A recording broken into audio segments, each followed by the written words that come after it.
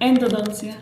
Je to posledná záchrana zuba. Vnútri každého zubu máme cievy a nervy. Ak sa do tohto priestoru dostanú baktérie, či už hlbokým kazom alebo nejakým vonkajším poranením, nerv sa zapáli a pomaly odumrie. Čo máš od takéhoto ošetrenia čakať? Že si pobudneš dlho na kresle. Určite si obleč niečo staré alebo biele, pretože pracujeme s chemikáliami, ktoré vyťahujú farbu z oblečenia. Najprv ti dáme anestézu, potom ti nasadíme koferdán. Vrtaním odstraníme starú výplň alebo kaz. Potom hľadáme vstupy do koreňových kanálikov, ktoré postupne rozširujeme a dezinfikujeme. Potom ich zaplníme, buď teda pastou s hydroxidom valpenatým dočasne, alebo definitívne sealerom a gutaperčou. Ideálne endodonticky ošetrené zuby korunkujeme kvôli tomu, že na endodonticky ošetrených zuboch hrozí vertikálna fraktúra, ktorá by znamenala nutnosť extrakcie. Ak máte nejaké témy, ktoré by vás zaujímali, neváhajte mi ich napísať dole do komentárov a nezabudnite ma sledovať.